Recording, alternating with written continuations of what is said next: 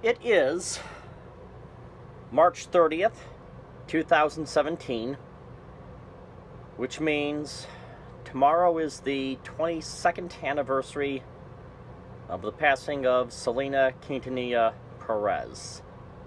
God, has it been 22 years? That's more than half my life already. Wow. And then, of course, 20 years since the movie came out, and one of my favorite movies ever. So I've been on a binge this week, just listening to Selena music, watching Selena's videos. Don't really get the opportunity to watch the movie. I only have it on a VHS back home in Indiana, so that's that.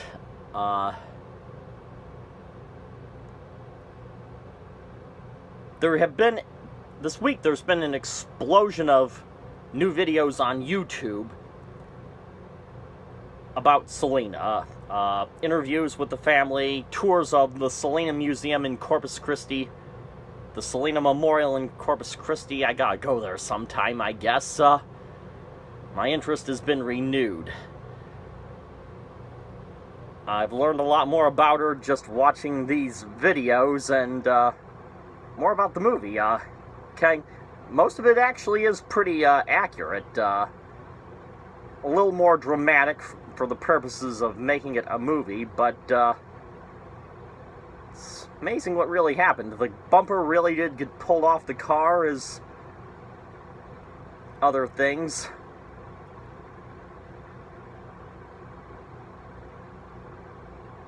And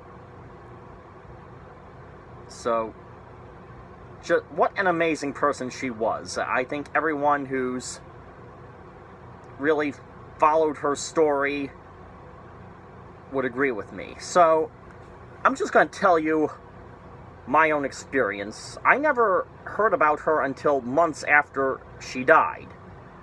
I think I first saw the video of Dreaming of You on VH1, and then I heard news reports of the murderer being on trial, and then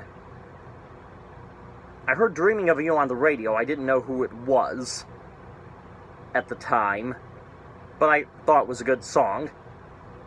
And then I was a junior in high school when a friend of mine, as a joke, gave me a book about her life written by the author Clint Richmond.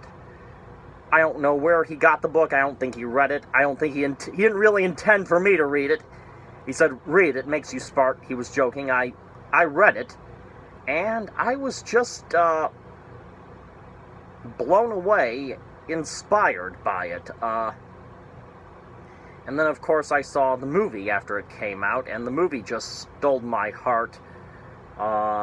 Particularly the Selena-Chris love relationship, being a pure adolescent at the time.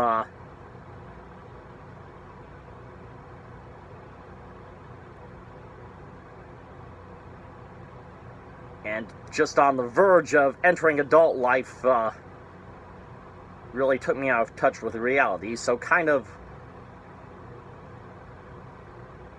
has some nostalgic value in that sense.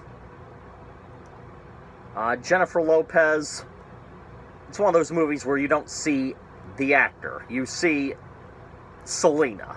And, they did a very good job of keeping the movie about her.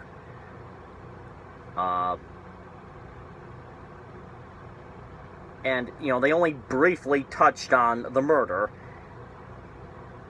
And from what I gather, it was to emphasize that the movie is about her life, not her death.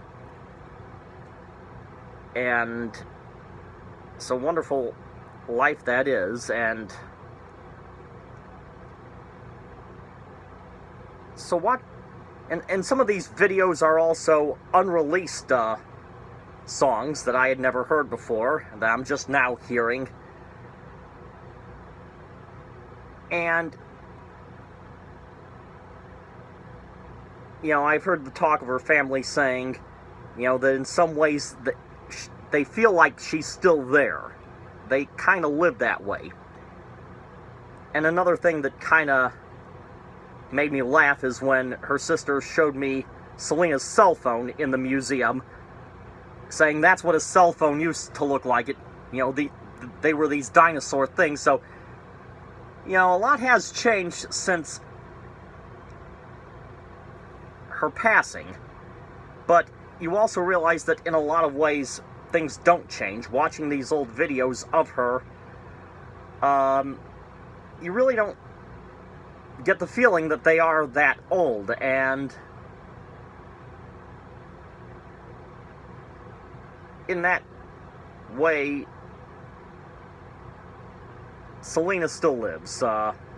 She hasn't gone away, and she's not going away.